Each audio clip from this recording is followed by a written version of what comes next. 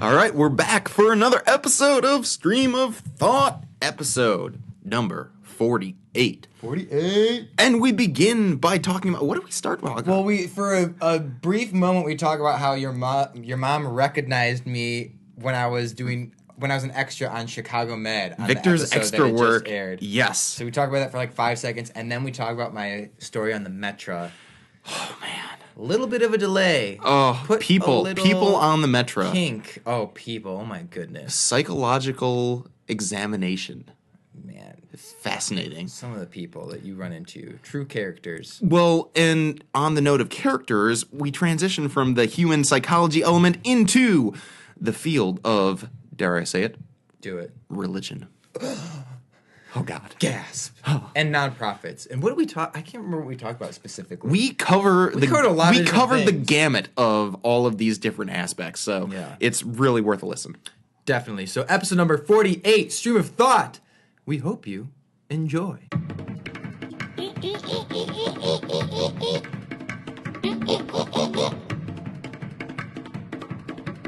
So was it worth the wait? I feel like that was worth the wait. Cool. Yeah, no, it was cool. Yeah, that was only a 6-hour day. Dude, I can't believe you spent an entire 6 hours on, what, half a second on screen? Maybe? Yeah, I mean, I did that route. Oh, my goodness. Probably 20 times. I don't know. Really? Yeah. I mean, they moved the cameras around. So they did every single angle, and they just chose the best. They just happened or to use whatever, that angle whatever. for them. Yeah. But you were going to be in it regardless. I easily could have not been in the shot. You know what I'm saying? Yeah. So all those other people walking in the background were also extras who had. By the way, we're talking about Chicago Med's. Yeah. Season 3, episode number 2, that just came out like a week ago. Victor made his appearance as an extra in the last 4 minutes of the show. So. It was pretty epic, I have to say. Yeah, that was on the back of his head with his little that was little in the middle bun. of August when we shot that. Yeah, that's crazy that it took. And then they put the cameras in the come Ferris wheel, and we were walking around by the Ferris wheel. Oh, okay. So you could have had another cameo from an overhead shot from a distance. If they ever use an overhead shot, I might be one of the little dots on the floor. Man, that is you have to think about how much work goes into. Dude, so much work. Just being an extra of having being an extra, zero work goes into it. No, but the amount of time and energy that it takes for people to I'm thinking of the people who orchestrate the whole thing, who coordinate everything, who are in charge of making sure that everything runs, that all the extras are doing the exact same thing in every single take, kind of thing, that you're not having some weird continuity errors. That was do you remember when I went on that little rant where I saw the guy just toss a cup in the bushes? Yeah. That was when I was shooting that. Oh, when I was really? standing in my spot, and then they, roll cameras, background action. I was standing in my spot, and that was where I was when that motherfucker just blatantly threw a plastic cup into the bushes. But how impressed are you that my mom actually caught that? Just watching it. I knew where I was. Oh, hey, that's the back of Victor's Well, when you were head. showing that to me, I knew where I was going to be because I remember my route and I remember I recognized the area. So okay. But I'm surprised that she recognized me. I don't know. It's that distinctive bun. Probably, yeah. That was pretty epic, I have to say. That's pretty funny.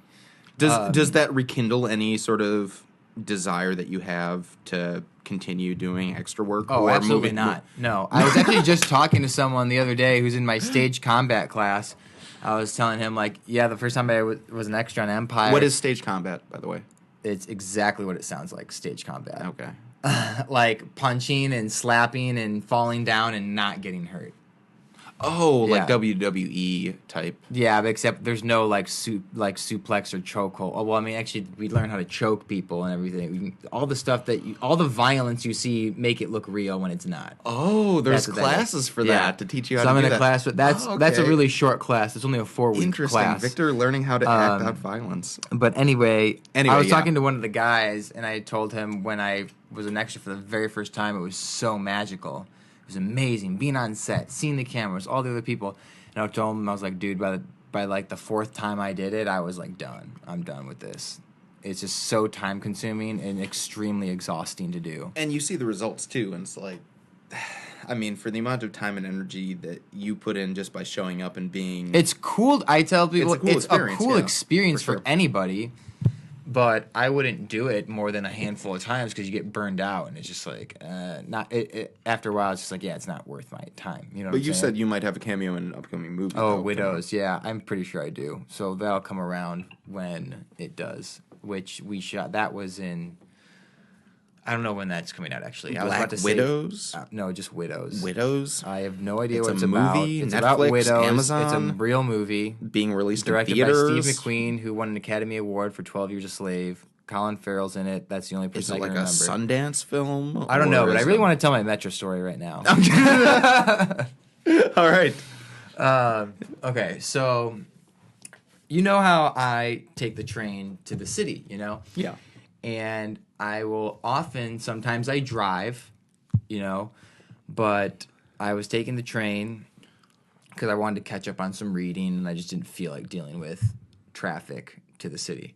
So after class, I hop on the train, and I got about 10 minutes before it leaves, and I'm getting pretty comfortable. Start reading my book. This is the 10:40 train. So about right before we get to Oak Park, which is the first stop, you know, we're about 15 minutes in on the train ride. Yeah. 15 to 17 minutes in on the train ride. We stop. And I'm not really paying attention. I just think it's a stop. And then I realize we've been sitting there for a few minutes.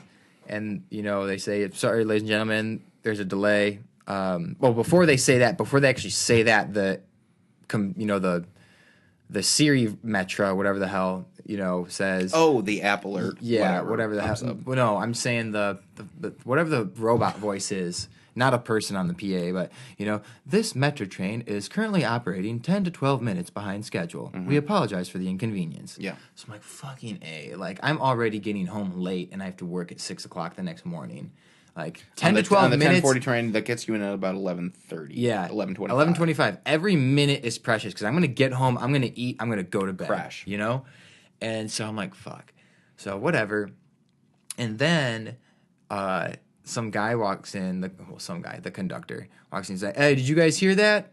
And we're like, no, what was it? Because then the thing stopped working. They're like, oh, and then it says, before that, I'm sorry, I'm getting my whole timeline all fucked up. And then it says, like, there's a 20-minute delay. I'm like, wait a minute, this just was 10 to 12 minutes, you know. How quickly was the new message? This is like within 5 minutes, you know. This is pretty quick. Oh, so it wasn't like it's now 5 minutes, it's now added on time. Correct. As opposed it's to now going like down, from going this up. It's like this is a 10 to 12 minute delay right now. 5 minutes later they say it's now going to be 5 minutes later it is now an additional 20 minutes. Yes. Okay. So we're sitting there, and they tell us that the switches on the track aren't working.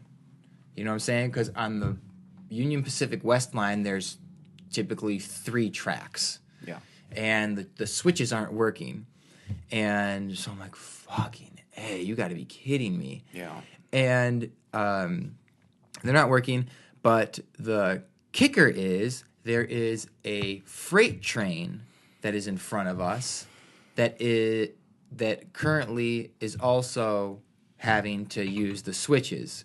Because at some point, I've had it before where, like, there's nothing wrong with the train line, but our train has to stop to let a freight train go in front of us. Yep. You know, because the way that the tracks are, you know, it's like in between. It's like an X sometimes. Yeah. But anyway, they're like, I'm just thinking, crap, it is already late. You know what I'm saying? It is already late. Fuck me right now. Yeah. And so then they say, hey, ladies and gentlemen, we're going to go to Oak Park. We don't know how long this is going to take. This could be 15 minutes. This could be an hour. We are not going to be here all night, but this could take a while. So if you want to call any friends or family, oh my goodness, or use really? Uber and get off at Oak Park, or if you want to stay on the train and wait, that's perfectly fine too. The last stop will be River Forest. So it's that going outbound. Wow. It's Oak Park, and then after Oak Park is River Forest, and then they're gonna stop, and then they're gonna be done. Yeah. Until they can fix it. And the first thing I'm thinking is, these motherfuckers better hand me a complimentary Metra. Did they, wait? Okay. I've already gotten a handful of free rides because they just don't check my ticket. Or I sit there and you know what I'm saying? But it was funny because that one time I told you I saw that guy who had the YouTube channel, remember? And he gave me the free ride. Then I saw his buddy like last week. And I said, hey, remember me? He's like, no, I don't remember you at all. I'm sorry. When was this? It was like a month ago. He's like, I thought I was going to see you the next week. Anyway, I give him my ticket, and I was with one of my friends, and she gives him her ticket. He didn't click mine. He didn't punch a hole through mine at all. So I got a 2-for-1 type thing. But on the way to the city, they didn't check my ticket. I had it sitting there. Anyway, I'm sitting here thinking these guys better give me a complimentary ride. For every 10 ride pass that I purchase, I get 1 to 2 free rides because they just don't check the ticket. Yeah. So I'm just like, calm down, Victor. Cool your jets. It's all gonna balance out. You've the had end. enough free rides. Yeah. Anyway, I start getting on my Uber app, and I'm like, shit. I hope all the Ubers don't run out because there's a lot of people on this train. And this is the very first stop. I feel bad for people going to Elburn or St. Charles. Oh, I know. The rest of the route. So I get off at before that, I make my way to the center of the car, and I think to myself, like, well, I'm just gonna fucking get out. I'm not gonna wait until we get to the station. And I get to the side, I'm like, oh wait, we can't because we're in the middle of the train tracks. Yep. There's this guy who I've seen him before, and he's walking up and down the car, man, fuck this, fuck that. And how do I say this? Okay, so I obviously swear almost all the time on this podcast, but I feel like it's pretty subtle and it's just out there. This guy is just like what are you looking at me like that for? Oh, go on. This guy is annoying me. I know what you're talking about, yeah. This guy is annoying me with all his F-bombs. Yeah, because I know. Where it's excessive. Where there's excessive. No reason why every other word should be a first word. Mine are mostly exactly in passing, and you almost don't even recognize it. Here's like, fuck this, fuck that. I spend so much fucking money on this train. I spend fucking $3,000 a year on my monthly passes. I fucking spend fucking $3,000. It's just every other word. I'm just, yeah. Shut up. And then I'm like, why is this guy so pissed off? I gotta fucking wake up in the morning. I gotta take the 6 o'clock train. I'm running on 4 hours of sleep. I've had 5 hours off of work in the last 4 days. I'm like, okay, first of all, that doesn't make any fucking sense. Like, you've had more time than that in the last 4 days. Yeah, cry me a river. Then I see him turn, and he's got a real tall beer with him. Okay. It's like, you're drunk right now. Mystery solved. Yeah, mystery solved. Exactly. And he just keeps bitching and complaining, man. This is such bullshit. This shit happens all the time. Fuck the Metra. And it's like, shut up. And it's one of those things where everybody knows exactly what's going on, but nobody is choosing to tell him, like, hey, can you stop? I thought about it for a minute to turn to him like, hey, babe, you want to shut the fuck up? I thought about it for a moment. I was too tired to deal with this. I was too tired. And the conductor was walking up and down. I was like, okay, if it's really an issue for the Metro people, the conductor will either have him arrested or kicked off the train. All right? And the guys are walking back and forth, like, now, I'll pull the lever right now and just walk off the tracks. I don't give a fuck. And I'm just like, oh my gosh. And the guy, he walks up to the doors right next to me. He walks up to the doors. He's like, yeah, I'm getting the fuck out of here now. Whoa. That's a bit of a way down. Maybe not. And then he just stops. That is awesome. And he's still swearing and everything. And the conductor comes around, and he's saying, man, just let me off, man. Fuck this, fuck that. The conductor's like, fine, you want to get off? And I'm thinking, there's no way he's going to let him off for liability reasons. If he's drunk and he gets hurt or gets killed, and the conductor lets him off in, where there's not a stop. Oh, yeah, totally. The conductor just hits the button, turns the thing, lets him off. And the guy just starts walking across the tracks. Are you serious? Yep. They let them off the Metro. Yep. And this conductor did not ask permission. He just took it upon himself to just let the guy off, because that happened right before we were about to move. And right before that happened, this other kid was like, hey, man, can you let me off too? Like, my ride's almost here. He's like, we'll be at the station in a minute. It's a 10-minute walk from there. He's like, no, I'm just going to get off here. He's like, all right, fine. and he hits the button and he lets this kid off. It's like maybe a teenager or early 20s. And I thought to myself for a moment, maybe he can let me off because I want to wait any more than I have to. And I thought to myself, nope, don't fuck with trains. Don't fuck with the trains. There's a reason we have train stops. Yep. And that's no reason to be on the tracks in the middle of the night and climb down a hill. To save a couple of minutes, it's not worth it. Trust me. The experience of trying to take a shortcut through the Minnesota woods, it is not worth it. It always seems easier right before you do it, but then in the midst of it, you're like, what the fuck did I do? I made a huge mistake, especially when you see the train start moving like 30 seconds after you've left. You're like, oh, shit. Yeah. Like, now I have to walk an extra, 2 miles. It's not worth death. You know what I'm saying? Dude, your face just completely changed. I once was at Glen Ellen, and I was on the south side of the tracks, parking my car, walking over to cross. There was a freight train that came, and right before the train ended, the gates stayed down. Another train coming. Danger, danger. No one believes the freight train had already left, but the gates stayed down, and there's my train. So I stayed at the station for an hour waiting for the next train, and I almost went across because I could see the trains, but I chose not to. You were on the wrong side of the tracks. I was going on to the right side of the tracks, but there was a freight train. I've seen that happen to people before too, which is why I'm so glad I'm on the train that's going into Chicago because I've never had to cross the tracks when there's another freight train coming. Yeah. It happens a lot. It happens. I mean, our track is one of the most heavily trafficked routes in the country. Anyway, my point is I don't fuck with trains. I don't fuck with trains. I don't test Mother Nature. I don't test paranormal activity, and I don't test the trains. You don't test. I feel like those are all things that we really need to dive into a little bit. Like you're not gonna catch me. You're not gonna catch me in a car like, dude, let's go check out this tornado. You're not gonna catch me. No, you'll just be like animals. Let's see if the fairway on the side is good for driving on. I'm not gonna fuck with animals. Wild animals. Like people. Oh my gosh, I see some videos on the internet. Like, hey, let's just walk up to this rhinoceros and take a selfie. Like, you are an idiot. You need to okay, that's Darwin. I'm digressing man. Right now. It's Darwinism. And I'm not gonna go out in the middle of a cemetery. Bloody Mary, Bloody Mary, Bloody Mary. With these metal rods or the Ouija board shit. Like, I don't fuck with that, and I don't fuck with trains. Dude, we should totally do that and put that on YouTube. I would maybe do that down with to try a professional. What about me? Nearby. Am I close? No.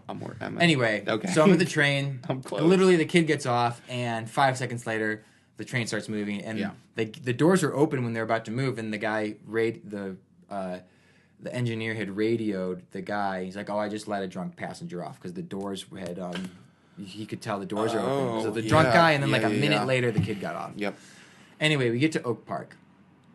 And walk down this giant ramp, and Oak Park is a pretty big train station. And immediately, I just feel bad for a couple of the homeless guys that are sleeping there, and all of a sudden, there's 25,000 people. 40 people making noise, talking, and all of a sudden, we're disturbing them, Mm-hmm.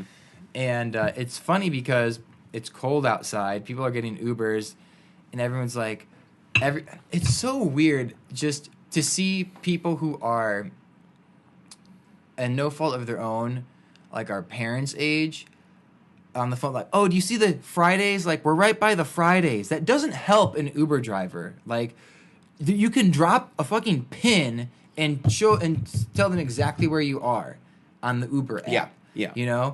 What street is this? Do you know what street this is? Like, dude, it's 2017. Everybody has a smartphone. Mm-hmm. 1, no, I do not know what street this is. 2, even if I didn't, I can look it up on my Google Maps in about 2 seconds. Yeah. And the fact that, and it was amazing. There were at least 3 different groups of people, immediately talking to the Uber drivers like, oh, we're at the train station. Where are you? Like, it's not that difficult. In the city, I can understand. There's a lot of foot traffic. There's a lot of cars going by. But I feel like that's setting a pin on the map. But trying to verbalize where you are feels like early 2000s type communication where we totally, especially Uber drivers these days, every single Uber driver has a smartphone and an app that's attached to that. they know how to get directions if you are willing to, like, send them a pin or give them a specific location via the digital forums that we have available to us, right? But it was amazing how vague these people's but I think direction was. Like, we're by here. That doesn't help. You need to say something like, we're about half a block east of, like, be specific.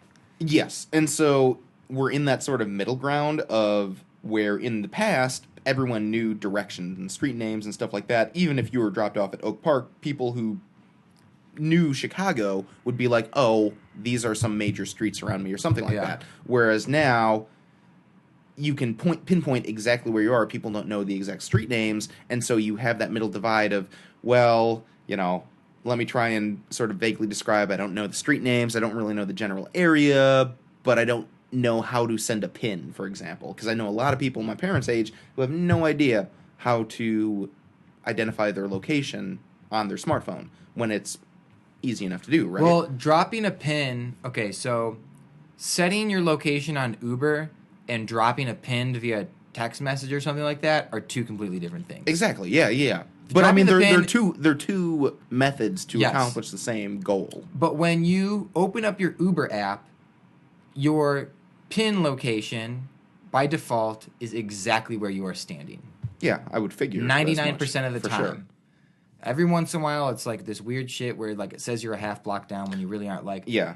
But for the most part, it's gotten pretty accurate. Of the time, GPS is like really accurate these days, for sure. And also, like I'm the type of person that I won't ask. I will ask for help as an absolute last resort. I will do everything that I can myself before. Look at you just shaking your head. Dude. Swapping. Like, I have no problem. I'm not saying that's wrong. I'm just saying that's how I am. I'm saying life is so much easier when you're in those moments of, like, just...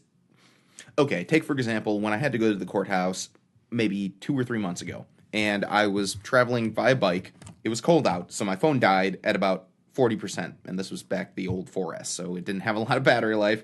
And I was without GPS, and I was going on the residential roads because I was trying to take the path that the GPS was selecting. Unfortunately, that took up so much power that it shut my phone off. And so here I was in the middle of the burbs, probably about 3 or 4 blocks away, but I didn't know specifically what, because all of the side streets and stuff sort of ended and were not through streets. And so you had to really know how to navigate these side roads.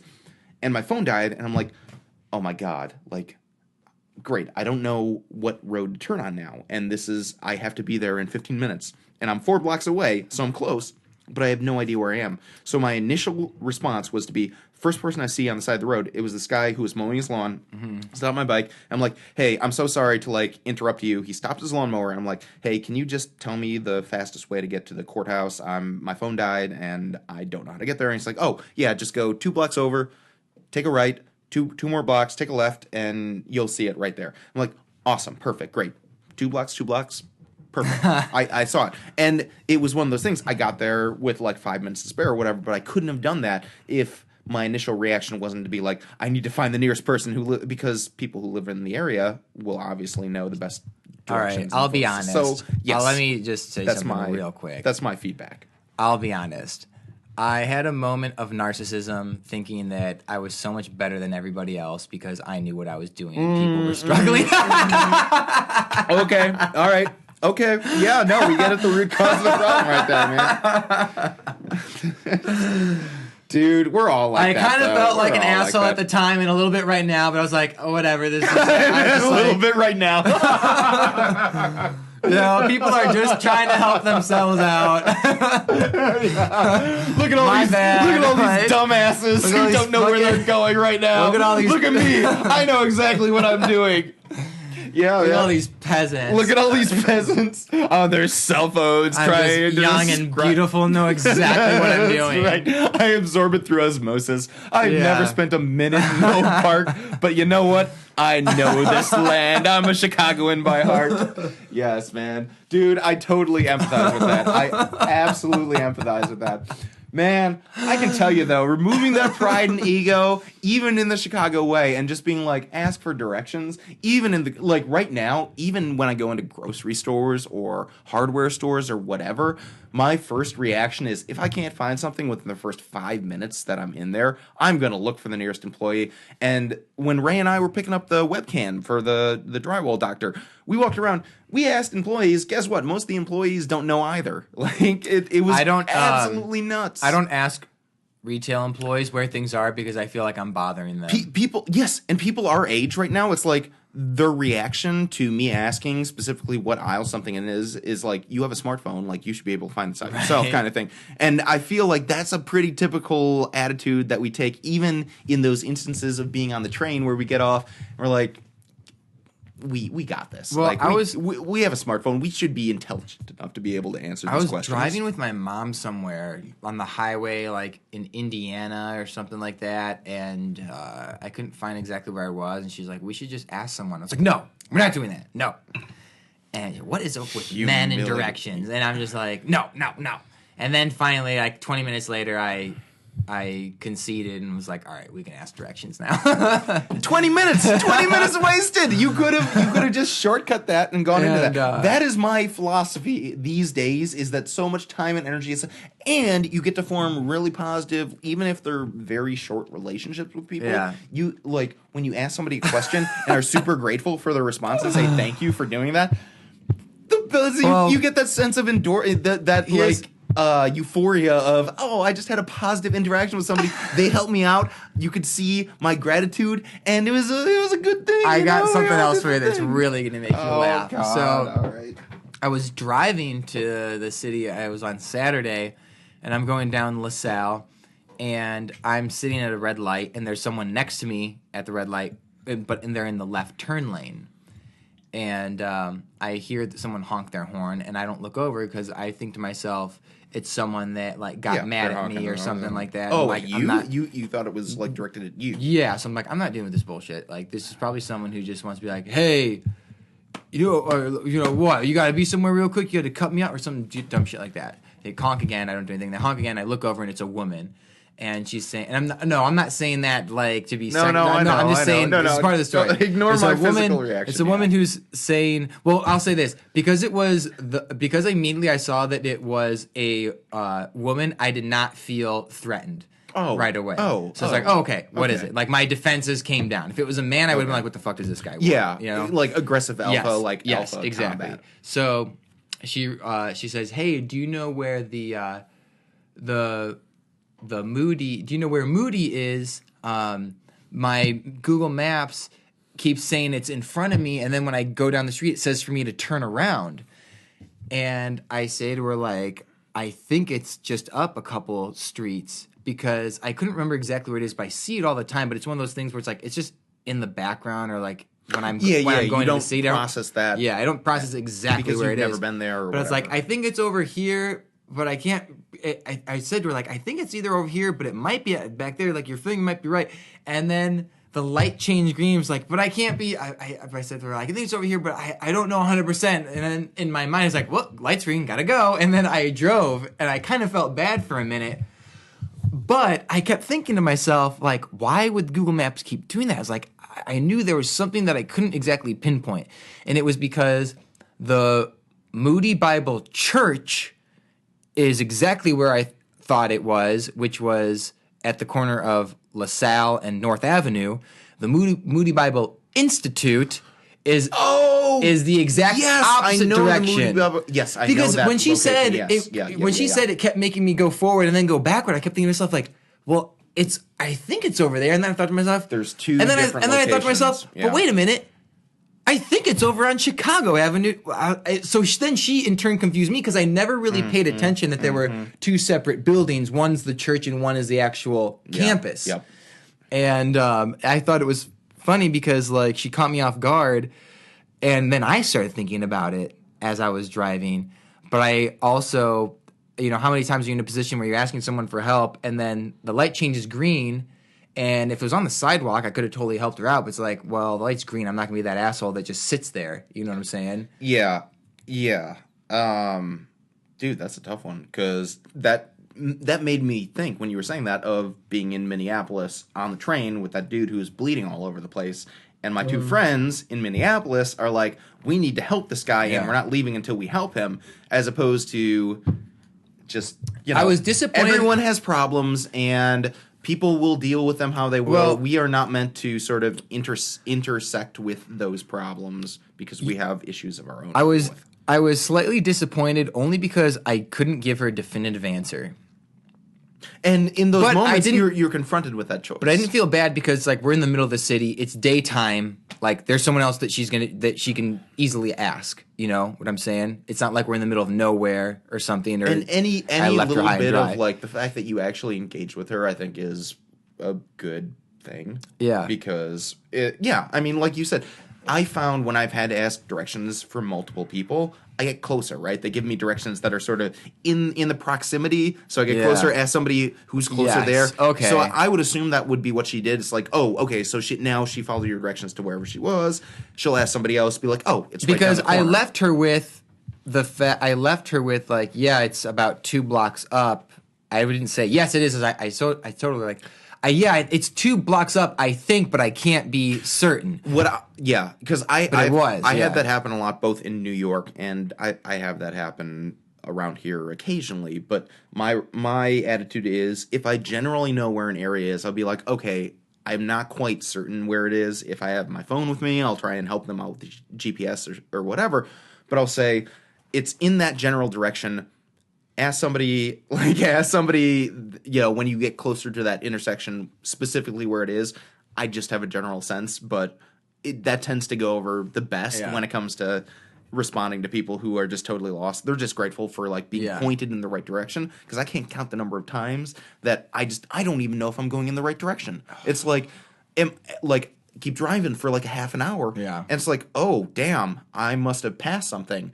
I need to stop at a gas station or something and see if anyone has any sort of indication, because my GPS is not giving me anything right now. So there are certain points where after that happened, I went to class. I didn't think about it, and then on Tuesday I took the train and I walked from Ogilvy to class. It's like a 40-minute walk because I had time to kill. And I'm walking down LaSalle because I was like, walking down Wells, I've done that a few times. It's boring. So I walk down LaSalle. It's a bigger street, more happening. And I walk up, and there it is, like Chicago and LaSalle, Moody Bible Institute. And I think to myself, and I kind of have this moment where I stand there, I look up, I put my hands on my hips, and I think to myself, well, son of a bitch, there it is, right there. Why, I'll be. I'll be. You know? Dude, man. And then I walk down, right? I walk down, continue walking down LaSalle, and then I'm confounded and, well, holy shit, here we go again. There it is, sitting right behind the Shell gas station, the church this time. Oh, so okay. Like, so you're like, then following Tuesday, when I had that moment of self-confirmation, like I knew there was something that I didn't quite know, but still knew a little bit. Yeah. I was like, oh man, Chicago. Yeah, totally. But yeah, it was pretty funny. Well, and now you will never forget where it is if somebody in the future ever asks. I want someone to ask me so that I can give them more than what they were looking for. Oh, yeah. This is the church at this intersection. This is how you get there. This is the institute at this intersection. Where do you need to go? And let me tell you exactly how to get there. It's like, are you looking for the church or are you looking for the institute? You know what questions to ask now, because a lot of times people don't know what the questions are. I do love giving people, helping them out when, so many more people ask you where something is when you just happen to be walking, down the street. Oh, yeah. And I love helping people out because most of the time I know exactly where they need to go, and I give them extremely specific directions on how to get there. See, my attitude is I try to put myself in the mind of somebody who's never been in the city before, and so I try to be like, okay, well, how can I describe this in a way that can best be absorbed by somebody who has no idea what the streets are, no idea what the building, like, landmarks are, anything like that. Just be like, okay, like, if you're coming across a bunch of intersections or something like that, give indications of what the environment is like more than specific landmarks or street names. Just be like, you will know you're getting closer when such and such happens. Like there's a ton more traffic or there's no traffic or something like that. You'll know you're in the right area and just head towards that direction. And I'll always ask, too, like, do you have a smartphone? Because half the time people will have a smartphone, but it's plugged into the wrong address. I've done that I can't count the number of times where I've tried to find a location. I type in a name and it gives me. If you put down street instead of Ave, or you put down 1639 or instead names, of 1316, I'm thinking like names of like buildings or institutions. I've had to, dropping off packages or stuff like that in specific locations downtown. You type in an address and it's going to give you multiple locations and assume which one you're trying to get to, and as a result. I mean, back when I was in ministry, I can't count the number of times where I had conferences downtown, and I was trying to find churches because they're all effing named the same thing. Like, First Congregational, First Presbyterian. Like, they're all the exact same freaking name in the city. And so you type in a location, and you will be going in the exact opposite direction, circling around a Catholic church for like 3 blocks, and realize you are 3 miles in the opposite direction of where you should be. At that point, you're like, you need to start asking people. So, I have to ask you, because down here in Glen Ellen, we have First Presbyterian. And then I'm like walking down someplace, I think it was in the city, I see like, the Fourth Presbyterian Church. I'm like, wait a minute. So, how did we get from 1 to 4? Fourth Presbyterian is like, what is okay, explain to me the, first, second, I don't understand the way this hierarchy works amongst... It depends on it depends. Yeah, it depends on the denomination. So first of all, there's the Catholic versus Protestant breakdown, right? There's 2 forms of Christianity. And then underneath Protestant, you have about 1,000 different You have things. an infinite number of denominations. You even have evangelicals fall under Protestantism. So if you don't identify and you just say, I'm a Christian, then you are likely an evangelical who falls under the Protestant umbrella as well. I used to identify as Catholic, but now I identify... as Protestant. Dude, I can't tell. The number one joke for people in seminary is I am a recovering Catholic. Is the number one joke. I'm a recovering Catholic. Like, everyone shits on the Catholic faith. Okay. It's very funny. But it's very interesting because some evangelicals don't consider Catholics Christians. And Catholics were the first Christians ever to form a sort of institutional structure. So you have these 2 umbrellas. We'll ignore the Catholic faith because as important as it is, that's not relevant to our, the first, second, third, fourth type of church denominations, right? So you have Congregationalists, Presbyterians, Baptists, Methodists, evangelicals, and there's another big one that I'm forgetting too. I'm really upset at myself. But those churches sort of stake a claim. The denomination stakes a claim in particular towns, cities, villages, municipalities, wherever there is a governing structure. Whenever a denomination chooses to plant its flag and create a church, they are the first of that denomination to have established a congregation. So First Presbyterian Church is the first Presbyterian church that has been established in the town of Glen Ellen. So they are the first. Now, Glen Ellen's a weird instance because the firsts don't die. Like, they are the lifeblood of the community, tend to be. Like, First Presbyterian, very healthy. First Congregational, very healthy. And so there's no fear of dying. But then you get into the city, and you have first, second, third, fourth. And so people are staking their claims and trying to build congregations in various communities. The nature of denominations and religion is that congregations emerge and they die based off of the need of the community. So if First Presbyterian Church in Chicago ends up over the course of 5 years just not being able to sustain itself, not having donations or support, they end up dying out. They're no longer a congregation, but Second Presbyterian Church that also founded themselves maybe 2 years afterwards cannot change their name to First Presbyterian after First Presbyterian is gone. First Presbyterian was a unique institution to that denomination, and so it will always and forever be known as First Presbyterian. And so you have second, third, fourth, and some do better than others.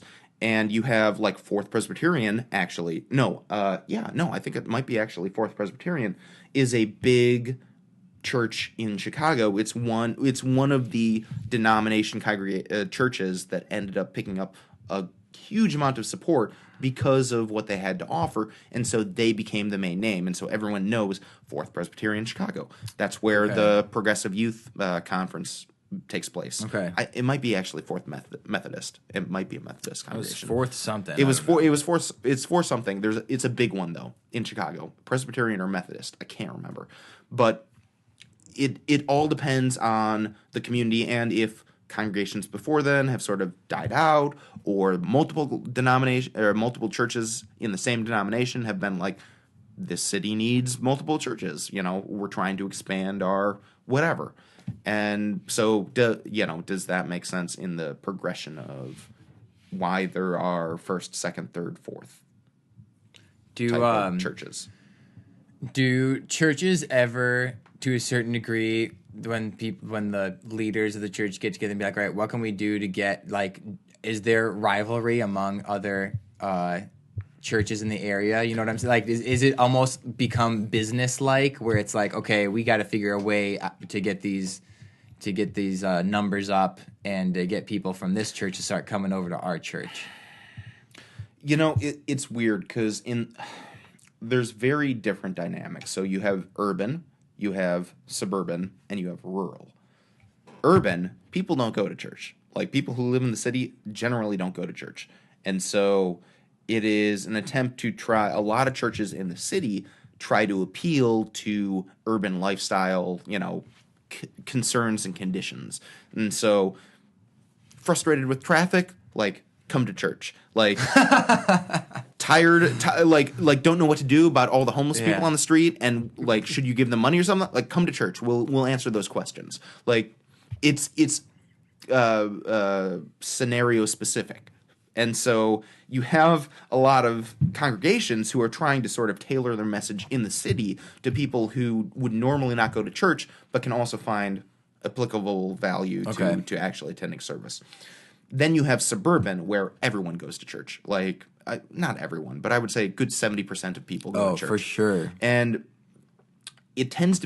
suburban tends to be a little more progressive, tends to be people who work in the city and live in the outskirts in like nice white picket fence attitude kind of thing. And so it's sort of this empathetic liberal type of attitude in a lot of Protestant denominations. I mean, but you get this mix too, where you also have these conservative ideologies as well of people from the working class suburbs, and the white collar city workers tend to sort of mingle in this suburban atmosphere. And then you have rural, which is like farming specific or nature specific, and tends to be the church attendance for rural tends to be 90 to 95%. Like, everyone goes to church when you get out into the farmland area.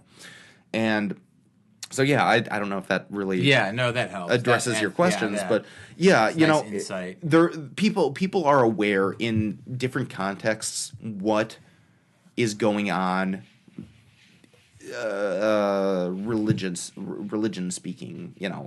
Like, is there a congregation that is on the ascent? Like, everyone in that community, it's a very small world. Each of these religious communities sort of communicate with each other on the periphery, but it's one of those things that you have a sense of like what others are doing successful, and you want to try and mirror that and use your environment to your advantage. Yeah. Because churches that are able to acknowledge their environment and their culture and their economic, position of the main congregation tend to be the most successful in implementing the changes that they want to see in the community. Switching gears. Yeah, dude, that was totally like... No. That was totally a divergent. When I went to a church with one of my friends in the city, I think we talked about this one time before, but I went with him because he was like kind of exploring it, and I was totally open-minded, so I was like, yeah, I'll go. And there was like a thing before or after a service, and it was like a luncheon or something like that. And it was one of those, you don't have to pay for the food, but we're asking you that you donate money. And he was like, dude, this kind of pisses me off. Like, are you seriously asking me for money? Like, what? This church gets thousands upon thousands of dollars every weekend because it's in the middle of what's it called? It's actually it's Park Community or something. I don't know where the fuck it is. It's can't remember what it's called. Park Community Church in shit, I can't remember where it is, but everyone that goes there, it's in an affluent area of the city, and he was just like, what the hell? Like, they're trying to get me to hand over $2 or $5 for a salad and a couple of slices of pizza when they get a crap ton of money from donations every single weekend. Yeah, and those I tend to really disagree with the management style of those people who tend to, because that is a decision that's made on the administrative level where you have the pastors and the council of elders or board of trustees or whatever the civilian the civilian management is, tend to all agree that, we should ask for donations for these particular events. And I have to say, if you are opening an event up to the community and saying other people should come in, never, ever should you ask for donations. No. Not in a million years. That is the last thing. I mean, it's permissible. It's permissible to have a donation basket and to say, if anyone would like, we have a donation basket available to help fund more events like these to reach out to the community. Do not feel an obligation to do so, only if you're compelled to do so. How do you feel about that sort of messaging of saying, like, we have a donation basket if you... I just thought of this right now. I think that it depends on where it is. If you put your donation basket right where people line up to get their food or to get whatever it is that the community is offering, then you feel compelled to donate. Would almost feel, I would feel bad if I didn't. But if it is completely in an area, if it is in an area completely separate from whatever you're doing, picking out pumpkins or eating or whatever the hell it is, I would feel differently. I get that though, because it's almost like, well, we're not asking for donations, but if someone wants to give, then yeah. So there's a difference between... I see the communication divide. I see the communication divide right now, because on my end, like from the pastoral management side, I'm like, what is the most efficient way to be able to get donations for people who want to give them? It's to put it right by the food and to say, if you're passing through, if you want to donate, it is in the most easily accessible place. However, I see exactly what you're saying in the sense of when you go to a religious event, I don't want to say that there's necessarily a guilt-inducing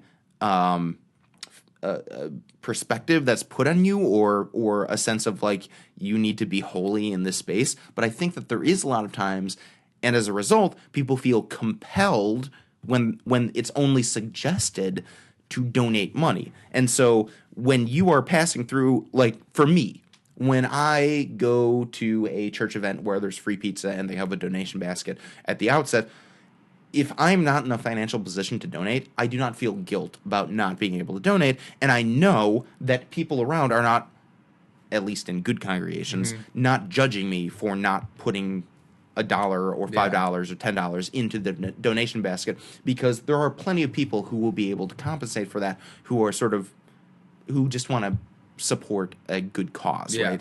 Because church, in theory, would allow us the opportunity to most freely be able to give of whatever we have in that moment. And so that donation basket by the food is like, it's on your mind. If you're feeling, rich guilt or something like that, whatever, you have the opportunity to just be like, here's $10, here's $20. I make that in 5 minutes. So here's $20 to help support it. I think also too, like if it's in an area where there's a lot of people are watching you donate or not donate, and then you feel weird too. You know what I'm saying? No, I mean, food lines tend to be pretty rapid moving. I don't tend to find that anyone has ever stared at the collection basket saying, or even indicating like, I'm looking at people who are going through. You. I've never experienced where people are observing who is donating and who is not. If anything, especially in the suburbs, I found, people tend to avert their eyes when it comes to who's donating what to the donation basket. Interesting. Because they could be donating, they could be putting in $100 bill, and it's like, well, I just put in $2. I got $100. I'm gonna take 75 out. Exactly. No, but I mean, that is very interesting to hear from somebody who doesn't tend to go to church, who, when they go to an event, that your initial reaction is to be one of, skepticism with that money basket next to the food, being like, I feel like I'm being guilt tripped into the other reason too is because I'm not saying all places are like this. But I also just don't like giving my money away because I can't see what it's being used for behind closed doors. For example, you said that for a particular research group, a majority of the money that was used in that donation was used in lawsuits against other. Yes, what was it? The American breast cancer, whatever the pink heart or the pink ribbon. So much of the money. So you said much of the money that had been donated, you found out factually had been used in counter lawsuits to prevent other people from saying the race for the cure, for the cure, or anything like that. Right, the copyright infringement. As opposed to research and development for antibiotics and cures. With that being said, like I said, that's why I don't like just giving my money away. But I would totally give away my time to do something for, you know what I'm saying? Mm-hmm. Like, I would much rather work with, like, we once at church got together and we like painted the lockers and radiators at a public school. Yeah. I'd totally be down to do that, dude. I mean, but you know what I'm saying?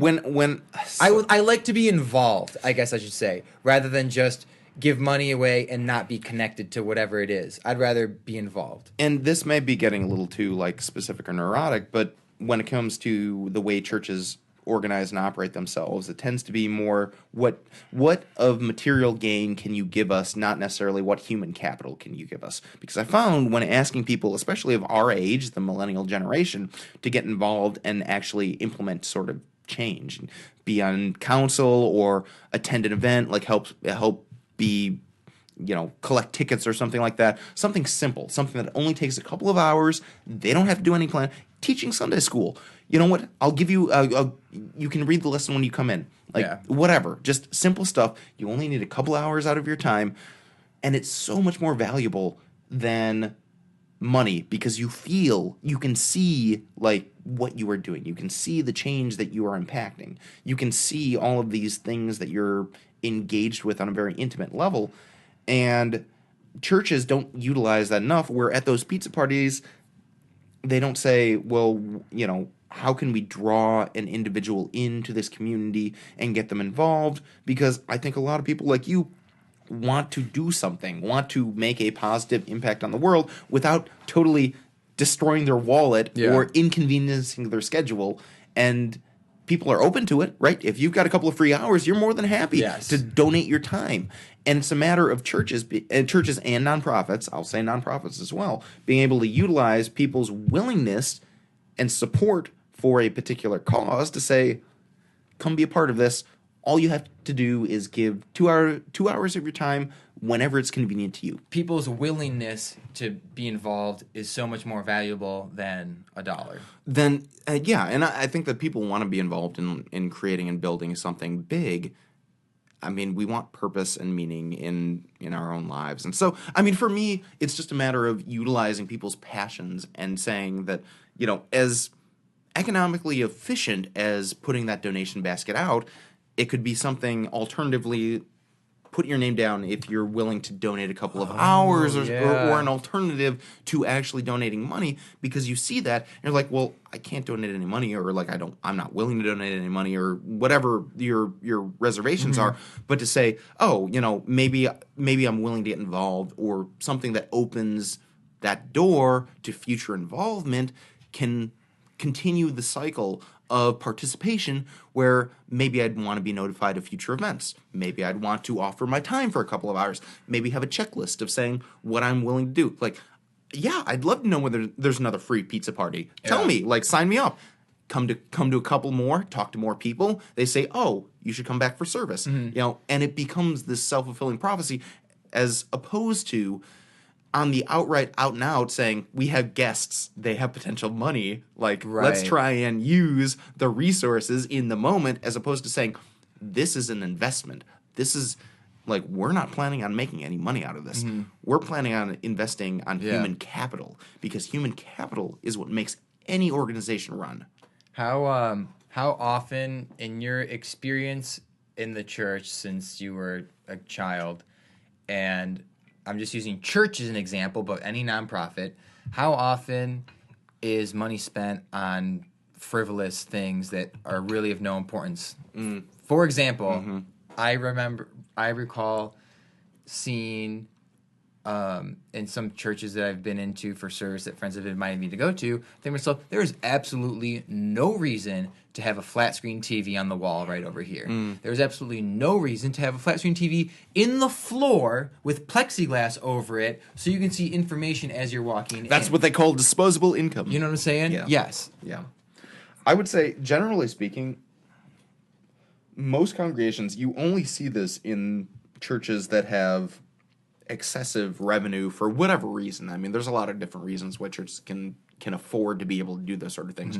But most congregations that have been around for more than 50 years know the value of a dollar. They know how difficult it is to, first of all, most churches have debt. Most churches have some sort of like long-standing debt of owning the property that they are trying to pay off. And so there's always this constant effort to try and eliminate that debt and be debt-free. To be a debt-free congregation is the most freedom that any institution can have.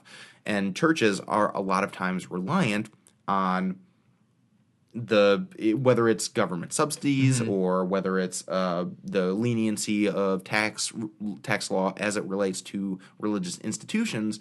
But most congregations know the value of a dollar. And they tend to be very, it's weird. It's weird because I will say there are exceptions where money is ill spent when trying new ideas, if that makes sense. Yeah. Like, people enjoy spitballing creative things that sound very promising on the surface level. Oh, other congregations have done this. It's been really successful. We should invest time, energy, and money into making this successful. And a lot of times they don't take into account the individuality or uniqueness of their own congregation, and as a result they fail.